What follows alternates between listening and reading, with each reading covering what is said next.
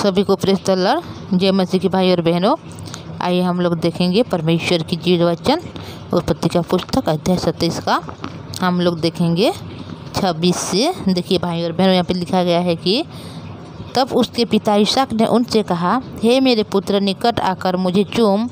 उनसे निकट जाकर उसको चूमा और उसने उनके वस्त्रों को सुगंध पाकर उसको यह आशीर्वाद दिया, देख मेरे पुत्र की सुगंध जोत ऐसे खेत की सी है जिस पर यहोवा ने आशीष दी हो। देखिए भाई और बहनों, इस वचन को जब हम देखेंगे तो यहाँ पर क्या हो गया कि याकूब वह बहुत सा बूढ़ा हो गया, उसकी आँख थोड़ा धुंधली हो सी पड़ गई है और वह मरने से पहले क्या करना चाहता है, अपने बड़े बेटे एसाव के हाथों से वह स्वादिष्ट भोजन खाना चाहता है कि ये सब जंगल में जाके क्या करें, वह उसके लिए अहेर लेकर आए। क्या कि जो एसाव है वह क्या है, एक शिकारी है जो बहुत सारे उसका बल है, ताकत है, वह बलवान है, तो वह जंगल को उसको भेज रहा है। तो उसी समय वह एसाव है जो जंगल को चला गया शिकार करने के लिए। तब वह याकूब जो छोटा बेटा है वह आकर अपने माँ की हर एक बात को मान कर वह आकर क्या कर रहा है, अपने पिता को खाना खिला रहा है, जिस वजह से वो पिता बोल रहा है कि तू मेरे पास आ बोल के। और जब उसके पास आया तो उसको क्या कर रहा है, पकड़ रहा है, टोटल रहा है, जिस वजह से उसको पता चल रहा है क्योंकि वह अपने शरीर को उस जो बकरी की खाल था उस खाल से ढक दिया था, क्योंकि याकूब ने वहाँ पर कुछ नहीं कर रहे हैं, बल्कि उनके लिए उनके माता रिबिका ने हर एक बात को यहाँ पर कर रहा है। सिर्फ याकूब उनके माता की बात को मान रहा है और अपने पिता के पास जा रहे हैं। तो यहाँ पर वो ये बोल रहे हैं कि मेरे पास आ और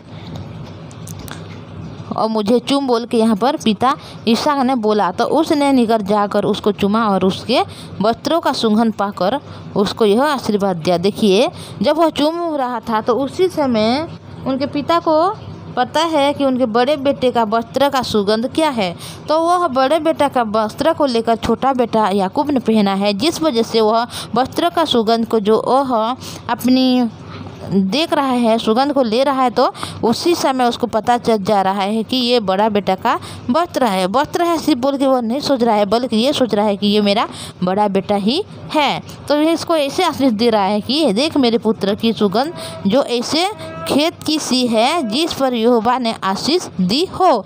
और परमेश्वर तुझे आकाश से ओस और भूमि की उत्तम से उत्तम उपज और बहुत सा अनाज और नया दाखमधु दे।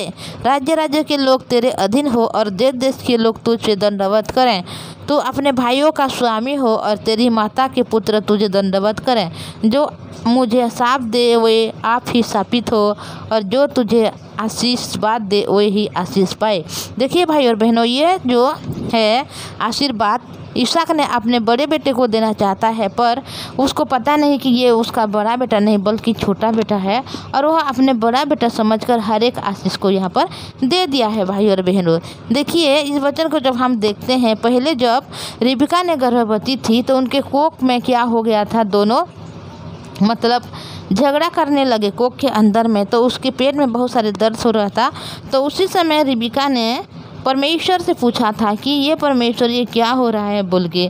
तो उसी समय परमेश्वर ने कहा था कि तेरे कोख में 2 बच्चा है, एक बड़ा और एक छोटा है, और उसमें से 2 वंश होंगे, 2 राज्य होंगे, और जब तेरे 2 बेटे इस दुनिया में आएंगे उसी समय राज्य राज्य अलग हो जाएंगे, और तेरा जो छोटा बेटा है बड़ा बेटा से क्या होगा, महान होगा, धनवान होगा, और छोटा बेटा के अधीन बड़ा बेटा रहेगा बोल के परमेश्वर ने पहले से रिबिका को ये वचन कहा था। तो रिबिका इस वचन को उनके हृदय में याद करके रखा है, और जब पापा ने इसहाक ने जब बड़े बेटे को आशीष देना चाहता है तो उसी आशीष को वो छोटा बेटा को दिलाना चाहता है, क्योंकि परमेश्वर के वचन से पहले से जो कुछ पहले से भविष्यवाणी होता है उस या प्रतिज्ञा होता है, हर एक प्रतिज्ञा या भविष्यवाणी को परमेश्वर खुद ही पूरा करता है, चाहे जैसे भी हो। तो अभी देखिए भाई और बहनों, बड़ा बेटा अभी जंगल गया है शिकार करने के लिए, ताकि अपने पिता की मनपसंद खाना बनाकर उसको खिलाएं और परमेश्वर की जो दास है इसहाक के द्वारा वो क्या कर सके, आशीष को पा सके, आशीर्वाद को पा सकें। वह किसी को भी कुछ नहीं पूछा बड़ा बेटा। उसके पिता ने कहा कि तू जंगल में जा और शिकार करके आ और मेरे रुचि के अनुसार भोजन को तैयार कर, ताकि मैं जी भर के खाऊं और तुझे आशीर्वाद दूं बोल के। तो वह सीधा जंगल को चला गया।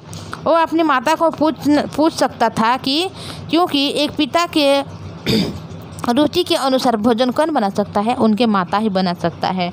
वो बच्चा है, वो बेटा है, पर वो अपने पिता के रुचि के अनुसार स्वादिष्ट भोजन नहीं बना सकता। पर वह अपनी दिमाग को यहाँ पर लगा रहे हैं, अपनी चिंता को यहाँ पर लगा रहे हैं। पापा ने बोला कि जंगल में जाके शिकार कर और मेरे लिए क्या कर, तू भोजन बना के आओ ताकि मैं खाऊं और तुझे आशीर्वाद दूं। क्योंकि बड़ा बेटा को इसहाक ने बहुत प्रेम करता था, क्योंकि वह जंगल में जाकर वह शिकार करता था और उस शिकार को अपने पिता को खिलाता था। और छोटा बेटा जो है वह मतलब बहुत सीधा साधा है और थोड़ा सा कमज़ोर है, जिस वजह से घर में है और अपनी मम्मी के पल्लू को लेकर घूम रहा है।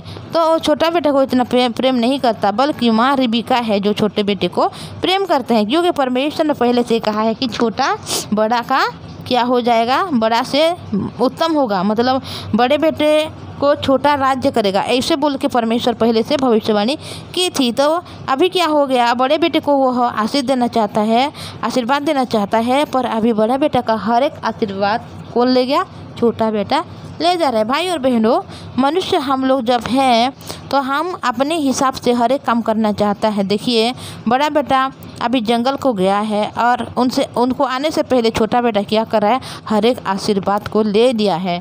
तो क्या छोटा बेटा क्या करेगा जब हर एक आशीर्वाद को ले चुका है? पहले तो उनके बड़े होने का अधिकार को ले लिया था याकूब ने, अभी उसका जो पिता ने हर एक आशीर्वाद को देने के लिए चाहता है बड़े बेटे को, उस हर एक आशीर्वाद को भी ले लिया, क्योंकि ये परमेश्वर की ओर से है।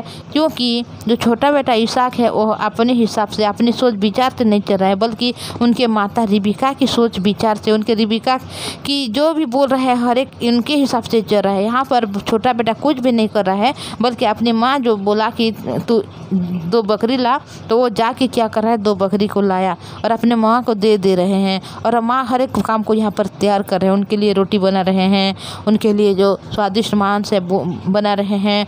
और इसहाक के शरीर में वो लोम को जो खाल है बकरी का उसको लगा रहे हैं, पर बड़ा बेटा का जो वस्त्र है उसको लेकर उसको पहना रहे हैं। हर एक बात यहाँ पर कौन कर रहे हैं, रिबिका कर रहे हैं। सिर्फ याकूब क्या कर रहे हैं, यहाँ पर माँ की बात को मानकर सिर्फ खाना को लेकर अपने पिता के पास जा रहे हैं। तो भाई और बहनों, हम लोग हर एक बात को देखेंगे कि वह जो बड़ा बेटा है अपने पाप का बात को मानकर जंगल को चला गया, क्या वो शिकार करके फिर लौट के आएगा, या भोजन उसको बना के लाएगा, या परमेश्वरी क्या जो उसके पिता है इसहाक उनको कौन से आशीर्वाद देने वाले हैं।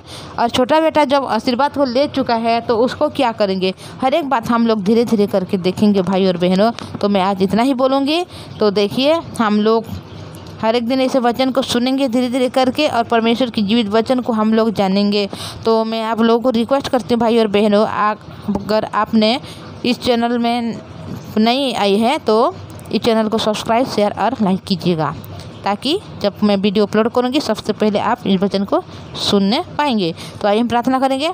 पवित्र परमेश्वर पिताजी, धन्यवाद करती हूँ, आपकी दया करुणा महान है प्रभु, आपने संभाल कर रखा। पवित्र परमेश्वर पिता, आपने पिता परमेश्वर छोटा को बड़ा, बड़ा को छोटा बना दिया और आशीर्वाद दिया। पिता हमारे भाई और बहन जो वचन को सुन रहे उनको आशीष, उनको दया दीजिए, उनको संभाल कर रखिए पिता परमेश्वर, उनके हर एक काम में आशीष दीजिए प्रभु। हो सकता है उन लोग बड़े छोटे हैं पिता, उनके पास कोई भी नहीं है पिता, पर आप उनके साथ है पिता। आप हर एक काम को, असंभव को संभव करने वाला परमेश्वर है राजा।